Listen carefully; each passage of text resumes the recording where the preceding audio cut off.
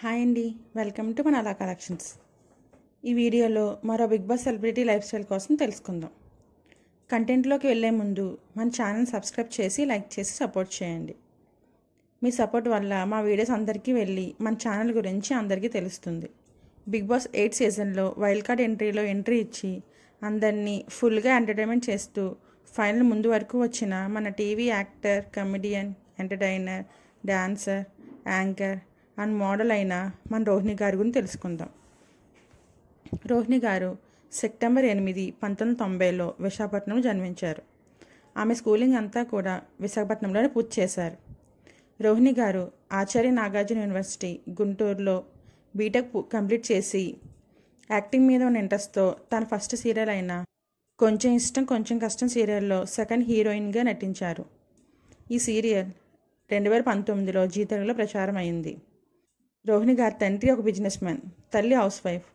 రోహిణి గారికి ఒక సిస్టర్ కూడా ఉన్నారు. రోహిణి గారికి ట్రావెలింగ్ అండ్ మిమిక్రీ అంటే చాలా ఇంట్రెస్ట్. అంతేకాకుండా ఈమెకి లతా మంగేష్కర్ గారి పాటలు అంటే చాలా ఇష్టం. తన ఫ్రీ టైంలో అండ్ తను లోన్లీగా ఫీల్ అవుతున్నప్పుడు ఈమె పాటలనే వింటూ ఉంటారంట. స్టడీస్ కంప్లీట్ అయ్యాక మొదటిసారిగా దూరదర్శన్లో ప్రచారమైన ఒక గేమ్ షోలో పాల్గొన్నారు.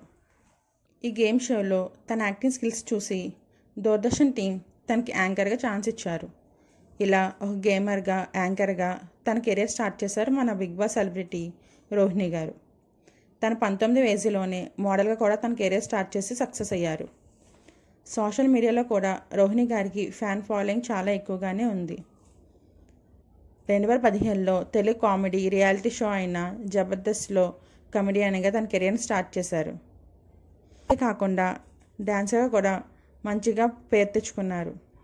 బిగ్ బాస్ సీజన్ 3లో హౌస్లోకి ఎంట్రీ ఇచ్చి తన కామెడీ టైమింగ్స్తో ఆడియన్స్ని ఎంటర్టైన్ చేసినప్పటికీ ఎక్కువ రోజులు హౌస్లో సర్వే అవ్వలేకపోయారు. కానీ బిగ్ బాస్ 8లో తన కామెడీ అండ్ గేమ్ ఆడే విధానంలో ఫ్యాన్స్ ఫాలోయింగ్ పెంచుకుని అందరి మనసును గెలుచుకున్నారు. ఫైనల్ వరకు రోహిణి గారు ఉంటారని, తనే లేడీ విన్నర్గా అవ్వచ్చని కూడా కొందరు అభిప్రాయపడ్డారు.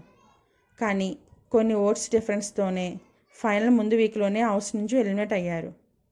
అంతేకాకుండా రోహిణి గారు పలు అవార్డులు కూడా గెలుచుకున్నారు. Sudden star award, best comedy award, best comedy actor awards, best comedy female awards, ఇవన్నీ కూడా రోహిణి గారు గెలుచుకున్న అవార్డులు.